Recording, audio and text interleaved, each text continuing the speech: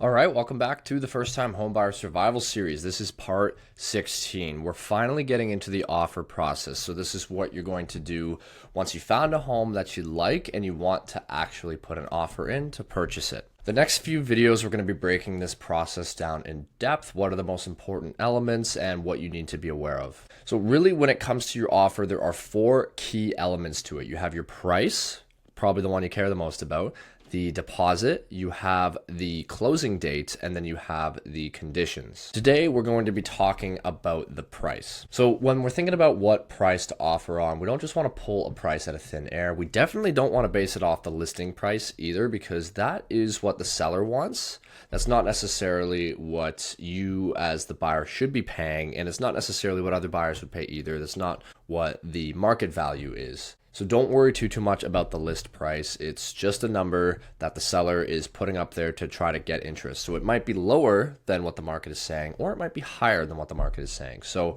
we don't really know what they're doing, what their strategy is there. So just ignore the listing price. What we're going to do is we're going to do some research. So we're going to pull the most recent comparable sales in the neighborhood. Now, this is what your agent will be doing for you. The first thing that they'll do is pull up a list of the most similar homes that sold in the last, usually it's 30 to 90 days. You don't want to go too far back in the past, because the further in the past it is, the less reliable the data is. So in an ideal world, you want to find a home that sold that's identical to the one you're looking at that sold last week. That will be the most accurate price. Now, again, they don't always work out that way, but you want to find ones that are most similar that sold as close to today. So you also want to keep in mind that you're not cherry picking data points. So don't try to find the absolute cheapest one, even if it's a completely different home, and just cherry pick that as the price that you're offering. You do want to be objective with this process, and market conditions change. That's why we want to stay as close to today as possible. What somebody paid for the home 2 or 3 years ago has very little relevance to today. So in most cases, 30 to 90 days is the sweet spot to go back. If there aren't too many comparable sales, if it's a relatively niche property, then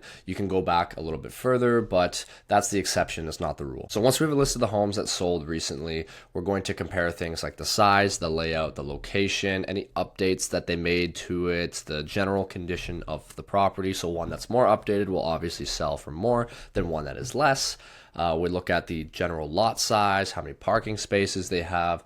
That's the sort of thing that we're going to do. And then we're going to create a profile based on the home that you're thinking of offering on, and then compare it to those ones. And ideally, the more similar the one is to the one that you're thinking of offering on, the more accurate it is going to be. This is very important because this tells us what the market was actually willing to pay for that home, and that can give you an idea of what you should be paying as well. And then you're also going to look at the subject property itself, the one that you're thinking of offering on. So you're going to look at how long was it on the market. So if it's been sitting for months, that gives you a bit of an edge as a buyer compared to if it's only been on the market for 3 days. One that's just hit the market is a much hotter listing. Other buyers will be seeing it right away. The sellers will still be fairly optimistic, and they won't be as willing to negotiate a lower price. So that's something to keep in mind. Higher days on market is good for you as the buyer. One thing you want to keep in mind, don't make the mistake a lot of buyers make by assuming that if it's been on the market for months, it means there's something wrong with it. It's reasonable to think that, because you think, well, why hasn't it sold yet? Like that, there has to be something wrong here, right? But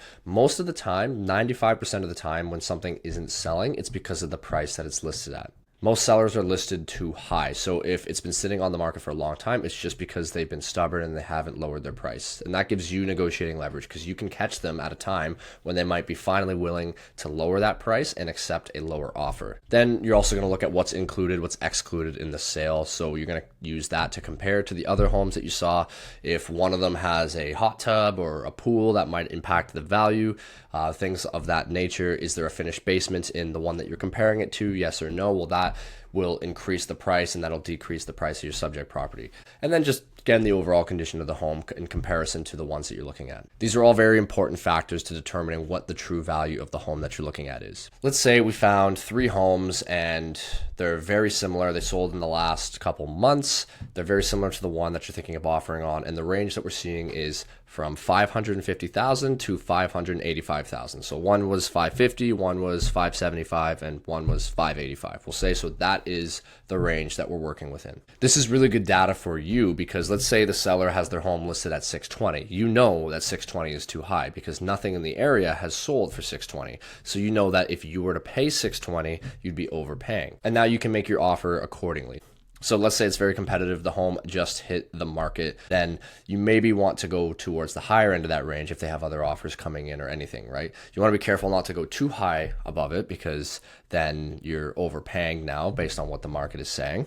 And you also want to be careful about going too far below that either. If there's multiple offers coming in, then you don't want to be the lowest one. You want to make your offer competitive. But that range, that 550 to 585 range, that is the sweet spot. That is roughly where the home is going to sell. And that is how you can base your offer strategy, knowing that 585 is the upper limit, but maybe I'll start at 550 and we can see if we can meet somewhere in the middle. Again, your agent will walk you through this process. You're not going to be stuck doing this alone. But this process is what keeps you from overpaying. You want to base your offer on what buyers are actively willing to pay right now, because this is what will protect you. Let's say hypothetically you need to turn around and resell your home. If you pay well above what buyers are willing to pay, then you're losing a lot of money if you have to then turn around and sell it. So doing it this way keeps you from overpaying in the short term. Obviously, you don't want to pay more money than you have to, but it also protects you if in the future you have to sell. Now, another thing to keep in mind is that you don't have to offer anything. You can offer whatever you want. Like there's no actual number that you have to do. You can put an offer in at whatever you want to do. But one thing you want to keep in mind as well is that your budget needs to come first. So let's say if our range is 550 to 585 and you feel that 550 is still not worth it to you, you think the home itself is not worth it to what you'd want to pay, or it's still outside of your budget range, that's completely fine. You don't have to put the offer in. If the market says it's worth that, you can just walk away and find something that you believe is actually worth that. Because again, you're the one who's buying it. It has to make sense as a number to you as well. So you can offer whatever you want. You just want to make sure that you are informed as to what is actually happening in the marketplace. So you're basing your numbers that you're offering off of objective data, not wishful thinking. And sometimes you might put in a very reasonably priced offer according to market conditions, but the seller doesn't accept it for whatever reason. The sellers might want a certain number, and because that's the price that they paid, they're now anchored to that and they can't get away from that. Like we said before, what homes sold for 2 or 3 years ago doesn't impact what they're worth today. So the seller might have bought 2 years ago and overpaid, and now they want to get their money back, but they're super high. So let's say you put an offer in, it's very reasonable. Let's say you put it in at the high end of that range, 585, they still don't accept it because they paid 650 for it 2 years ago. That's completely fine. That will happen. Just walk away. There will be one out there with a seller who's more reasonable. So don't worry too much about that. Just make sure that you are not personally overpaying just because they overpaid in the past. Your job is not to solve the seller's financial situation. It's to protect your own. All right, so quick summary. When it comes to figuring out your price to offer, you want to start with doing some research in the marketplace. Use those recent comparable sales to figure out what a similar home to the one you're thinking of offering on sold for. Focus on what buyers are actually willing to pay for it. Ignore that list price. That is really only good for giving you an idea of where the seller's head is at. It's not actually going to impact the value in any way. Stay within a realistic range and make sure that the number that you offer actually makes sense for you financially. It fits within your pre-approval, fits within your budget, and it's what you would be happy buying the house at. All right, thank you so much for watching. In the next video, we're going to be covering the deposit and how that's going to work, so stay tuned for that. If you are interested, you can grab the PDF version of the First-Time Homebuyer Survival Guide. That will be down in the description. I thank you so much. I'll see you tomorrow.